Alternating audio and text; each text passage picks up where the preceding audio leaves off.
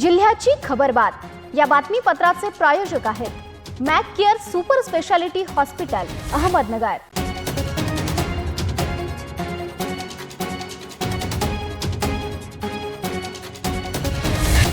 प्रेक्षकांनो नमस्कार, मी निर्जला, न्यूज 24 सह्याद्रीमध्ये तुमचं स्वागत। तर पाहूयात अहिल्यानगर जिल्ह्यातील महत्त्वपूर्ण बातम्यांचा आढावा जिल्ह्याची खबरबातमध्ये।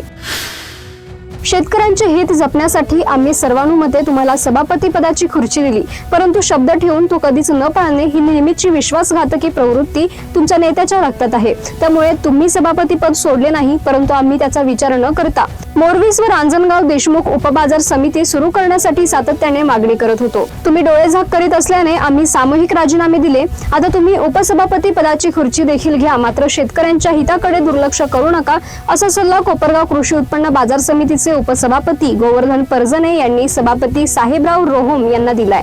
ते म्हणालेत की पश्चिम भागातील व पोहेगाव परिसरातील 11 गावातील शेतकरी तुमचा निषेध करत असल्याने तुमच्या पायाखालची वाळू घसरली आहे। त्यामुळे तुम्ही नेत्याच्या सांगण्यावरून प्रेस नोट देत आहात। मी वर्षापूर्वी सोडलेल्या उपसभापती पदाची खुर्चीवरही तुम्ही बसा, मात्र निर्णय शेतकरी हिताचे घ्या। कोपरगाव कृषी उत्पन्न बाजार समितीच्या अंतर्गत सुरू करण्यात आलेल्या मोरवीस व रांजणगाव देशमुख उपबाजार समित्यांचे भूमिपूजन होऊनही 6 वर्षात या उपबाजार समित्या सुरू करण्यात आलेल्या नाहीत। पोहेगावची बाजार समिती फक्त कागदावरच मंजूर आहे। त्यामुळे उपसभापतीच्या खुर्चीला कोल्हे गटाच्या विद्यमान सदस्यांच्या नावाची पाटी लावून कोल्हे गटाला जबाबदारीची जाणीव करून दिली। आम्हाला आणि आमच्या नेत्याला खुर्चीची हाव नाही, शेतकरी हित जपले जावे या उद्देशातून आम्ही कारभार करीत आलो। आमच्या मोठेपणामुळे तुम्हाला सभापतीची खुर्ची मिळाली, तुम्ही त्याचा गौरव केला। सभापती साहेबराव रोहोम हे कोल्हेंच्या नेतृत्वाखाली प्रभावीपणे भ्रष्टाचाराचे करीत असलेले रेकॉर्ड आम्ही उघड्या डोळ्यांनी पाहू शकत नव्हतो। त्यामुळे आम्ही स्वतःहून सामूहिक राजीनामे दिले।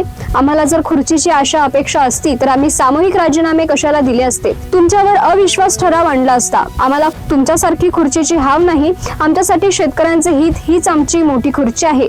तसेच कोल्हेंची भूमिका नेहमी शेतकरी विरोधी राहिली आहे। त्यांच्या कार्यकाळातील शेतकरी आंदोलन, दुष्काळी मदतीपासून वंचित ठेवलेले तालुक्यातील शेतकरी, सिंचनासाठी केवळ 2.5 किलोमीटर पर्यंतच पाटपाणी, पोहेगाव परिसरातील शेतकऱ्यांना जिवंतपणी सरणावर बसण्याची वेळ, 3 वेळा वाहून गेलेला दुर्लक्षित मंजूर बंधारा, शेतकऱ्यांच्या हक्काच्या निळवंडेच्या पाण्याबाबत दुटप्पी भूमिका, उजनी उपसा जलसिंचन योजनेबाबत नेहमीच उदासीनता, कोपरगाव तालुक्याचे हक्काचे तालुका बाहेर घालवलेले 132 केव्ही सबस्टेशन, असे एक न अनेक शेतकरी विरोधी पराक्रम करणाऱ्या कोल्हेंना शेतकऱ्यांनी पंचायत समिती आणि विधानसभेतून दूर ठेवले आहे। त्यातून कोणताही बोध न घेता त्याचीच पुनरावृत्ती बाजार समितीच्या कारभारातून पुढे सुरू असल्यामुळे आगामी काळातही शेतकरी त्यांना पंचायत समिती आणि विधानसभेपासून दूर ठेवल्याशिवाय राहणार नाही, असेही उपसभापती गोवर्धन परजने म्हणालेत। राज्यातील शेतकऱ्यांची आर्थिक स्थिती बिकट आहे। सरकारने तातडीने सरसकट कर्जमाफी जाहीर करून शेतकऱ्यांचा 7/12 कोरा करावा, अन्यथा जनावरांसह थेट मंत्रालयावर मोर्चा काढू, असा इशारा खासदार निलेश लंके यांनी दिलाय।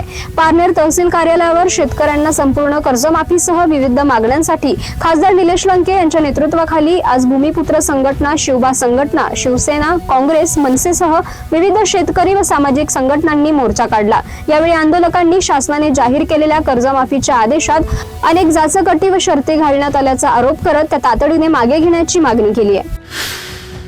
मतिमंद मुलीवर वारंवार अत्याचार केल्याप्रकरणी आरोपी साहेबराव लक्ष्मण शिंदे याला विशेष जिल्हा व अतिरिक्त सत्र न्यायाधीश M.H. शेख यांनी नैसर्गिक मृत्यूपर्यंत जन्मठेपेची शिक्षा ठोठावली आहे। तसेच 50,000 रुपयांचा दंडही ठोठावला असून दंड न भरल्यास 1 महिन्याची साधी कैद भोगण्याचे आदेश दिले आहेत।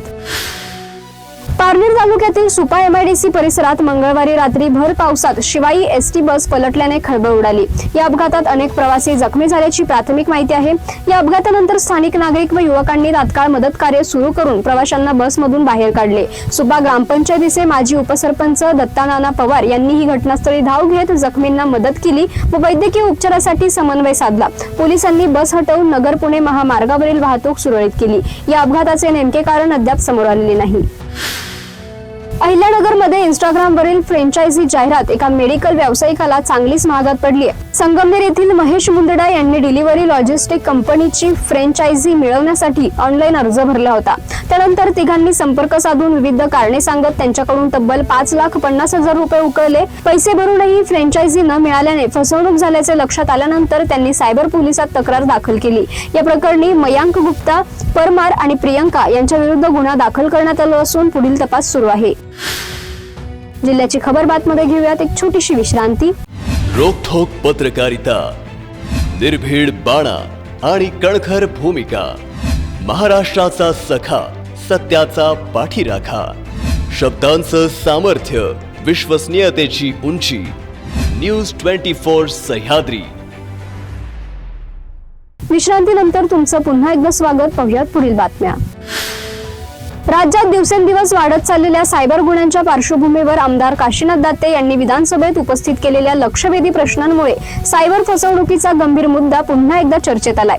आमदार दाते यांनी अहिल्यानगर जिल्ह्यासह राज्यातील नागरिकांची होत असलेली आर्थिक लूट, डिजिटल अटकेच्या नावाखाली होणाऱ्या फसवणुका आणि वाढत्या ऑनलाईन गुन्ह्यांचा विषय या सभागृहात मांडत शासनाकडून ठोस उपाययोजनांची मागणी केली. श्रीगोंदा तालुक्यातील घोडेगाव येथे शेतात काम करत असताना अंगावर वीज पडून 22 वर्षीय तरुणाचा दुर्दैवी मृत्यू झाल्याची घटना घडली आहे. या घटनेमुळे घोडेगाव परिसरात हळहळ व्यक्त केली जात आहे. संपूर्ण गावभर शोककळा पसरली आहे. घोडेगावचे माजी सरपंच रूपचंद देरेकर यांचे चिरंजीव अभिषेक रूपचंद देरेकर हे सोमवारी दुपारच्या सुमारास आपल्या शेतात ट्रॅक्टर चालवत काम करत होते. दुपारी 3:30च्या सुमारास त्यांचे वडील रूपचंद देरेकर शेतात आले असता अभिषेक ट्रॅक्टरवरून खाली उतरलेले होते. याच वेळी अचानक कडकडाटासह वीज कोसळली आणि ती थेट अभिषेक यांच्या अंगावर पडली. या भीषण घटनेत त्यांचा जागीच मृत्यू झालाय. अन्न व औषध प्रशासन विभागाचे आयुक्त तुकाराम मुंडे यांनी पदभार स्वीकारताच दूध आणि दुग्धजन्य पदार्थांमधील भेसळी विरोधात उघडलेल्या मोहिमेचा मोठा परिणाम अहिल्यानगर शहरासह जिल्ह्याच्या बाजारात दिसू लागलाय. भेसळखोरांवर कठोर कारवाई सुरू झाल्याने शहरात खवा, पनीर आणि इतर दुग्धजन्य पदार्थांचा तुटवडा निर्माण झाला असून त्यांच्या किमतीत मोठी वाढ झाली आहे. तर दुसरीकडे शुद्ध दुधाची मागणी वाढल्याने दूध उत्पादक शेतकऱ्यांना अधिक दर मिळू लागला आहे. अहिल्यानगरच्या गांधी मैदान येथे दररोज भरत असलेल्या दूध बाजारात गेल्या काही आठवड्यांपासून दुधाची आवक लक्षणीय घटली आहे. मराठा समाजातील विद्यार्थ्यांना ओबीसी प्रवर्गाप्रमाणे शैक्षणिक व इतर सवलती देण्याबाबत 5 जून 2026 रोजी निर्गमित करण्यात आलेल्या शासन निर्णयाप्रमाणे संबंधित विभागांनी तात्काळ अंमलबजावणी करावी असे स्पष्ट निर्देश जलसंपदा मंत्री तथा मराठा आरक्षण मंत्रिमंडळ उपसमितीचे अध्यक्ष मंत्री राधाकृष्ण विखे पाटील यांनी दिलेत. विधान भवनात मंत्री डॉक्टर राधाकृष्ण विखे पाटील यांच्या अध्यक्षतेखाली मंत्रिमंडळ उपसमितीची बैठक संपन्न झाली.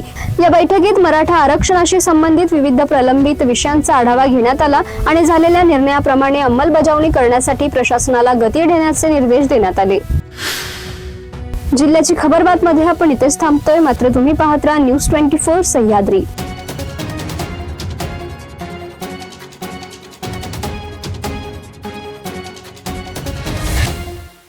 जिल्ह्याची खबर बात या बातमीपत्राचे प्रायोजक होते Mac care super speciality hospital, Ahmednagar.